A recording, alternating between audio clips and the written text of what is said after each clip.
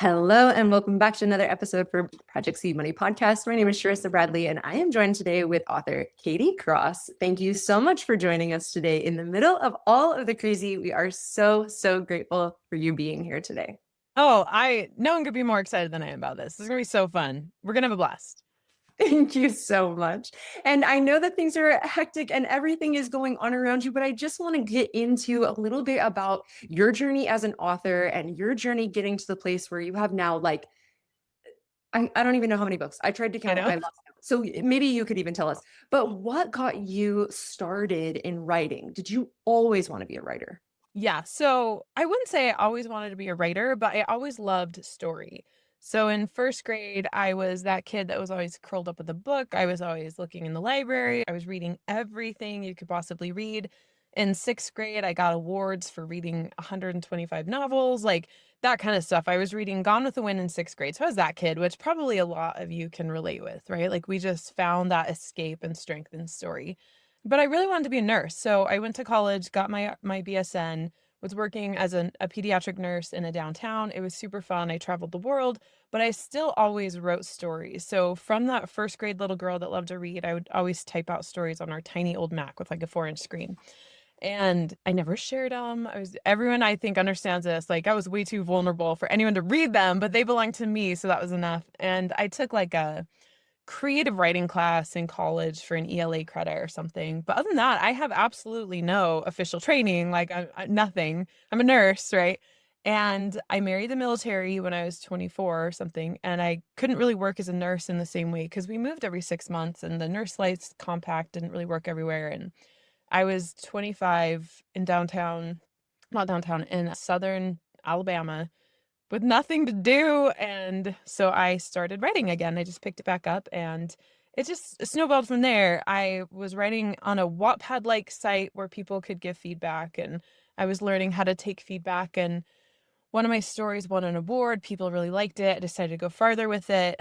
That spurred my first book, which is Miss Mabel's School for Girls. I think I edited it for like a year, eventually decided to self publish. And that was fun. Like controlling that whole process was really fun. So I just kept doing it. And eventually I quit working as a nurse to write full time. So that was 11, almost 12 years ago. That's Just screenshot amazing. for you. No, I love that. And I love that you even included a little bit about your publishing journey. So then you went ahead and self-published. And was that because you wanted like the speed of it, the control of it, or what was your reasoning behind going the self-publishing route? I would love to say that I had all these logical reasons, but I think really it came down to I looked at the querying process and was like, that is going to take forever. Like, I don't have time for that. And I just remember that being my thought, like, who has time for this? Because I bought an actual publisher's weekly and I was like, no. And then just kind of tossed it aside. And self publishing 11 years ago is very, well, it was 12 or 13 because I was just starting to look at it. I mean, it was present and there, and KDP was there and all that. I was sort of at the tail end of the big gold rush. So all of the like rock stars of the big gold rush were talking to us about how things were changing. But I liked the idea of, well, I can make this be whatever I want it to be on my timeline, like as a military wife and a nurse. So I do think that original idea of this can holistically be mine was very appealing. But I don't know that I was self aware enough at the time to say, oh, this is what I want. I think all that hindsight allows me to understand that that version of Katie was just like instinctually drawn to this idea of it can be wholly mine and I can bring it to light the way I want to. And that's a really powerful place to be. I think it's really cool. Oh, I couldn't agree more. I love the control that we have and like the ease of it now. And it has become such a like acceptable way of doing the publishing Yeah. process. Yeah. And for those people that don't know, the query process can take up to a year to get an agent that's willing to sell your book. And then once they do sell your book, it can take up to another year or 2 years once that publisher has your book. So if you're just starting the query process, you minimum 2 years, maybe more like 3 or 4 years. So if that's something like I want this timeline, then that is such an appropriate path to take to be able to combat that. I wonder when you were going through this process of publishing, self-publishing, and then going ahead and leaving your career to do this full time, I wonder if you faced any self-doubt. Oh gosh, all the time. And do I still every day all the time? Like it's just new levels, new devils, right? So there is still a constant sense of what am I doing? Like this is so much, or like this maybe this manuscript is really gonna suck. Like all of that kind of comes at me. I think for me, the biggest place that I oscillated and I really struggled, as you mentioned specifically, was that shift of I made my identity around my career. Like I was a nurse, I am a nurse, and switching to, well, I am a writer. I had this like mental space where I was like, I can't be. It's I could be both, but I was clinging to one, so I couldn't give full success to the other. And it took a really long time for me to drill into, why am I holding on to being a nurse when I was gonna have babies and I was in the military. My husband was in the military and deploying all the time. To be a nurse was not what I wanted for my child, like childcare and all the challenges. But I was still clinging to being a nurse instead of like really gripping onto being a writer full time. And I drilled into, I felt like writers didn't get the same respect as nurses from other people, which is a horrifying thing to realize. I'm putting my life around what other people think of me. That was like not a fun experience, but really important to like look at right in the eye. Mm. And then there was the sense of safety that I felt in having a nursing license. Like I can always have a job, where there's so much up and down in the writing world, right? So once I looked those two right in the eye, I was able to really ask myself if those things were true. I had a coach that worked me through it. And that's when I was able to actually not renew my nursing license, which for me was the sign of I have completely accepted this new path. And that is when that holistic acceptance of I am going forward on this way, I started to see things actually happen. So there absolutely was self-doubt along the way, and there still is today. I do think I'm faster at recognizing self-doubt and debunking it, but it's never ended, I should say. Did it get easier for you each book that you published, or has it stayed about the same, or have you found that it's like more challenging each time you publish? Absolutely got better. So that first book, I very much felt like I took a chunk of my heart and threw it to the world to just review and like naysay. Like, Literally, yeah, literally to review. Yes. literally. Like they are putting reviews on Amazon that are so mean. And you are aware as an author that you are imperfect and so is your book. And when that like pops up and people are then like critiquing it, it's horrifying because you're like, why did I do this? But ever since then, I sort of you just get used to it. I do think like you totally get used to it. Like I'm like, yeah, whatever. I don't even read those reviews. My assistant reads the reviews. And sometimes my assistant's like, people aren't gonna like this. I'm like, great. That's great. Like totally fine with that. Like you can accept it, right? So I do think it gets easier. I think other things get harder though. So I will throw a book into the world right now, no problem. But what gets harder is now I have so much behind me that I'm like, how do I stay new? How do I stay exciting? How do I continue to tell stories that feel different? Right. And I have this whole Leviathan behind me. What happens if I switch? So there's like this whole thing, there's like a pressure from behind that you could choose to feel if you want, that you don't have when you begin. But I don't think it necessarily has to be there. Right. I think every day is a new day. You don't have to have anything behind you pressing like stress on you. So Do you have any tools, or have you developed any tools that kind of help you combat this self-doubt? Or like you said, when it comes up, you're like faster at recognizing it and debunking it now. So does that mean that you've developed like some, like I would say like even mantras or something like that that kind of helps you come back into like, nope, I'm doing what I'm doing. totally. Affirmations haven't always worked for me because I feel like I'm just talking over the actual problem, right? So I don't necessarily do affirmations because I'm like, I've been there, done that, and I'm like, I'm just repeating things I don't believe. Yeah. And it doesn't make me believe them more because there's something underneath it.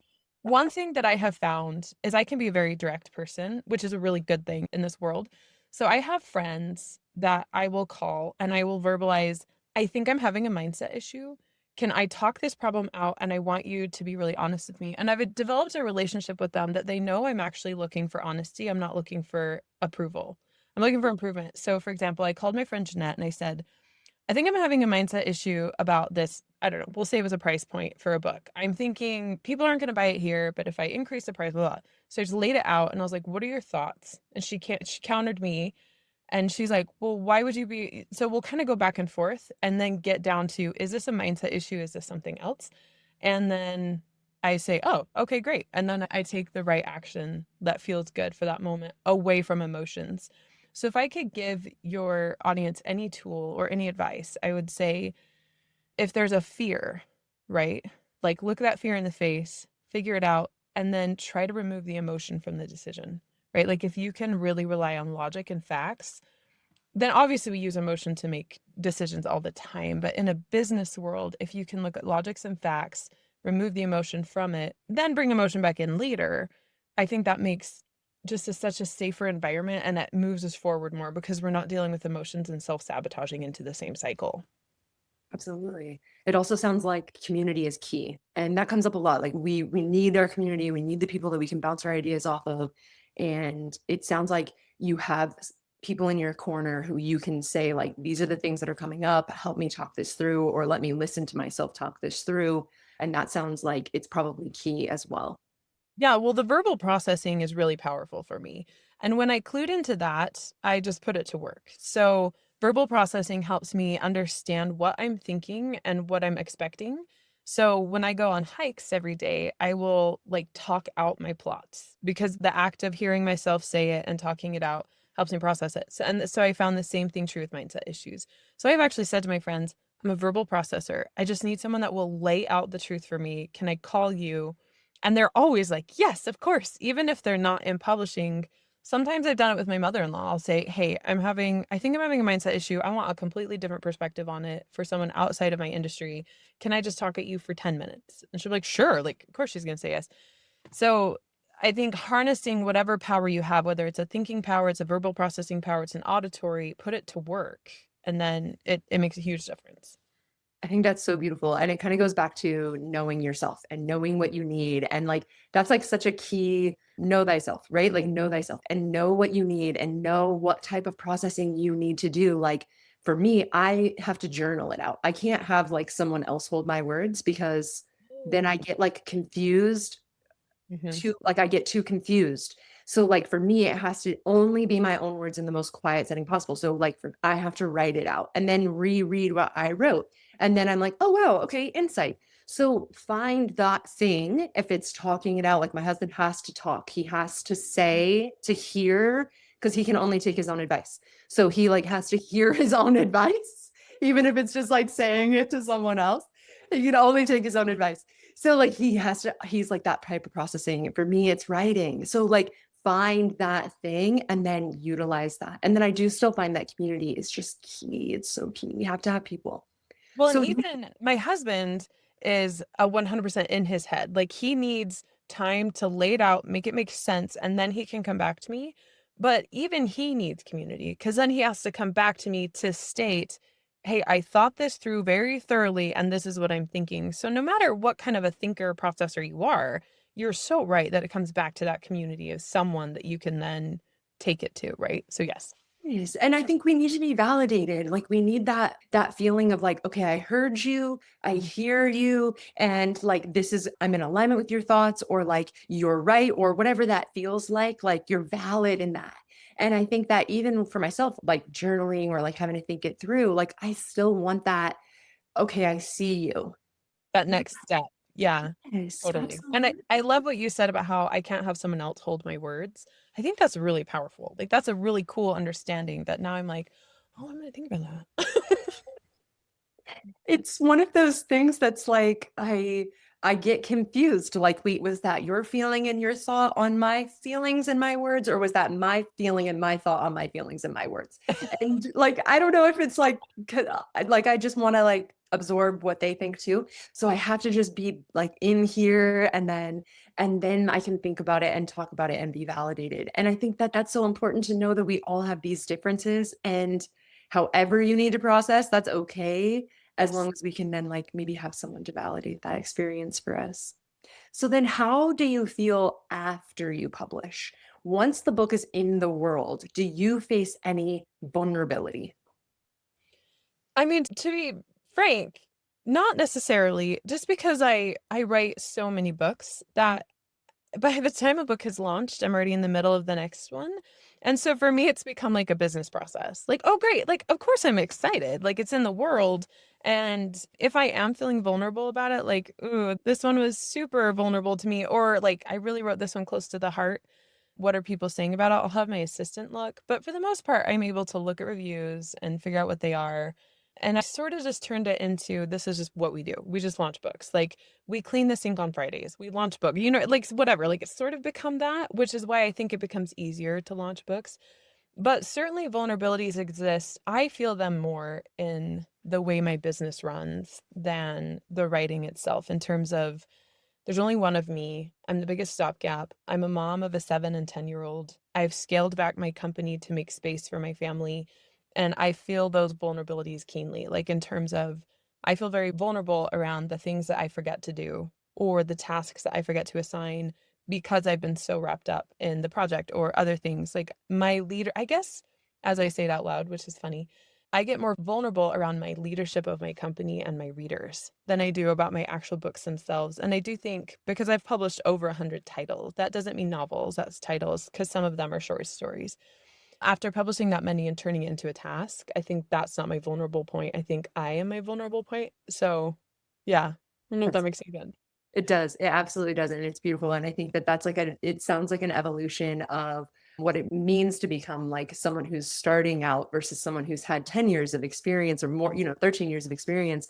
Like Malcolm Gladwell talks about like the tipping point is a book, right? And Malcolm Gladwell wrote it. And he talks about that 10,000 hours or 10 years being that tipping point of like, okay, now it's just this thing that we do. And so Yeah. maybe that is like some advice to newer writers, like, yeah, it's going to feel a little bit one way, and then you're going to build this, and it might feel a little bit one way at the other side of it. And it sounds like the business side is the part that you're building into now. Yeah, I certainly think so. And I think that's where I've been able to standardize the writing process and publishing process the way that any factory would standardize the creation of a product, right? Like I know how to write a book. I know my editing team knows my deadlines, like all this stuff. Like I know what to expect from it, but I don't always know what to expect from the business and marketing side. And so the growth really occurs there. And so I think that's where I feel the vulnerabilities is because my growth is always happening is happening in those sectors. Not that I'm not growing as a writer, because I'm always trying to challenge myself there too, but there certainly seems to be a bit more stability in that I could always write. I don't need anything else in order to write and create this process. But the business and marketing is so very different. And I think that's where that kind of comes in Oh, absolutely. And that landscape changes all the time, every day. I'm every Katie, day. Every every day. day. They're like, oh, new prices, new paper, new Yeah. ink, Everything. everything is brand new every day. So you could never, it makes it incredibly difficult to be proficient. Yeah, which is kind of cool because I agree. sometimes it changes to our advantage and we're like, well, didn't see that coming. That's awesome. Oh my goodness, we love the changing landscape. It's my favorite industry I've ever been in because I'm never bored. I've never been bored. Mm-mm. There's always something new to learn, always new people to meet, always new people rolling through the charts. Like it's really the coolest job I've ever had because I get to run my own company from my house in the Montana mountains while running my team and raising my kids. Like on a sick day, I just take care of them. Like I don't have to like have a boss yell at me. It's just like such a blessing. Like this industry, this job, the way it's set up is so cool. I'm so grateful for it. I couldn't agree more. I think that leads us perfectly to me asking my last question, which is just if you have any last advice to inspire my audience that is female authors, they're on the fence, maybe fear has taken over and they just can't quite get to the finish line. Is there anything that you can say to just help inspire them to keep going? I think the best advice I ever received, and I love to say, is small things lead up to big things over time. Like I've never regretted the days where I only wrote 1,000 words. And I say only with like quotation marks, right? Like that's a lot sometimes. Where I mean, maybe there's a day you write 6,000 words versus a day you write 500. I've never ever regretted that those 500 words were down or that I did that one marketing task or that I answered those 5 emails when there's 500. I've never ever regretted those small acts because they really build up over time and I'm always having current Katie work for future Katie and learn from past Katie, right? So I always know that future Katie will be glad that this Katie like just did something small because it just keeps your train on the track, right? So if you are on the fence, you're grappling fear, just make those tiny steps, whatever they are, and it will totally add up over time. That is so beautiful, Katie. Thank you so much for being with us today. And thank you for taking the time. I know it was not exactly the easiest to carve out, and I'm just so grateful. But can you please just tell everyone where they can find your books, you, more about what you're offering? Yeah. Yeah, absolutely. Well, it was my pleasure. You're such a wonderful person. It was such an honor to be invited. So thank you. You can find anything about me at katiecrossbooks.com. That's my store. You get my first book for free in ebook and audio. There's a contact page there. If anyone has any questions, feel free to email me through there and ask away. I've been there, done that. I can be part of your tribe for sure. I don't offer any author services. Like I don't do any coaching or anything like that, but I absolutely love to reply to emails for anyone that comes through. So please feel free. That is amazing. Thank you so much, Katie, and thank you for being with us today. Yes, thank you. Thank you so much for joining me on another episode for Project Seed Money. Please don't forget to like and subscribe. It really helps the channel. And I will see you with another interview next week. Bye.